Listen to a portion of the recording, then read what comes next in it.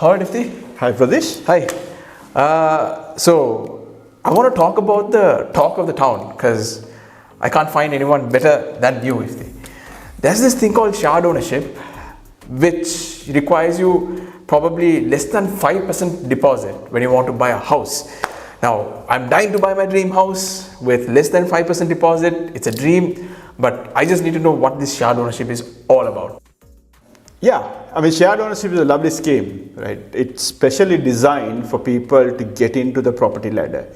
So it's mainly for first-time buyers that they've designed this scheme. So how they do the shared ownership is, okay, so let's say somebody is renting, they would pay rent to the landlord. But with shared ownership, what happens is you buy a property jointly with the housing association. So part of the property is owned by the housing association and part of the property is owned by you. So that way you don't need a massive deposit as such because you're not buying the whole house to start off with, because you'll be buying shares as you go. So that's what happens with the shared ownership scheme. So you buy, it's a joint property with a housing association. If you said that shared ownership, part of it involves paying rent. Now, will there be a landlord living in the property that I want to own, to whom I have to pay rent, or is it just the housing association that I have to pay the rent to? So it's a bit of a conundrum I had when you said that. Yeah. So yeah, I mean, your deal is with the housing association and you pay the rent to them, but they actually, they're not going to live in the property. It's yours. It's just the system that it's designed that way to help you buy your property, because the eventual plan of the government is to make you the 100% owner of the house, or you sell the property, take the equity and then buy another house, right? So that's the idea behind this. Okay, so for example, if I want to buy a property for £200,000, yeah. How much of deposit am I actually required to put? Would it be, say, a percentage of the purchase price, or percentage of the share I want to purchase? How exactly does it work? Okay, so this is a beautiful question you asked, Pradesh. This is what everybody keeps asking me all the time, right? So if you're buying a 200,000 property and let's say your share is 25%, usually it's about 25% or more.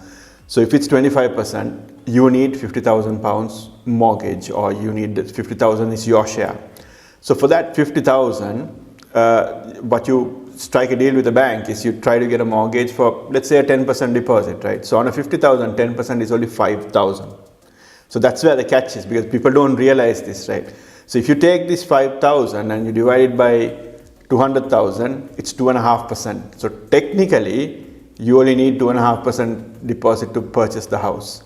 So that's the beauty of it, right? Because a lot of people say, they come to me and they say, look, I struggle to save 10%, right? So just imagine if you're buying a 200,000, same example, 200,000 property, 10% is £20,000, right? So in this case, they only need 5,000, so it works very well. Yeah, I think I'm totally with you, because going on a regular residential mortgage can sometimes be a tedious process considering the amount of deposit that is required. Sometimes you are required to put at least 10% deposit. So with the shared ownership scheme, I think it opens up to more buyers, first-time buyers rather. So what are the perks of going for a shared ownership? So one important thing about shared ownership scheme, which everybody needs to know, is I tell people couple it with the LISA or the LISA, whatever you like to call it, right? It's a lifetime ISA. So if two people are buying the property jointly, say partners, right? With the LISA, you can, put £4,000 as a deposit and you get £1,000, right? And the partner will also get £1,000. So obviously you're getting £2,000 from the government. So the deposit required eventually is even smaller than what you originally thought, right? So that is the beauty of it. So that's one of the perks that you have with the scheme, because you can couple with the LISA. But of course, it helps you get onto the property ladder. You don't have to worry about a mortgage for a 200,000 property. You are worrying about 50,000 property, which is achievable for a lot of people, right? So that helps. And quite often you get new houses as well, right? So with new houses, there are a lot of new things in there. So there are definitely benefits that way. So if the one question that popped into my head is, let's say I'm purchasing a property using the shared ownership scheme, and I've been living there for some time, and I feel like I want to move into a bigger property. Yeah. But I don't still want to sell the share that I have in the shared ownership property I have. So is it possible for me to rent it out while actually moving to another property? No, it's not, because it's, like I said, it's geared for first-time buyers. You very likely you'll have to sell it to somebody who's coming onto a shared ownership scheme. But alternatively, you can buy a share, right? The rest of the share, which is owned by the housing association. So if you get a mortgage on the whole property, then you're free to sort of rent it out, and then you can buy your other property. So you'll have to do that. Right.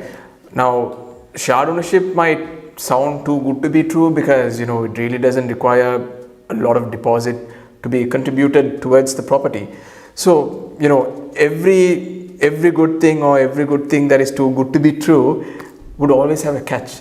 So what is the catch with shared ownership here, Ifti? Yeah, so shared ownership, the biggest drawback is not all houses fall under the shared ownership scheme. So if you are just going to buy a normal property, very likely it's not under the shared ownership scheme. But some of the newer developments, there is a percentage of shared ownership in it, right? So therefore, you have a chance to get a new property, or somebody who is selling a property. So that's the biggest drawback, because not all houses qualify under that.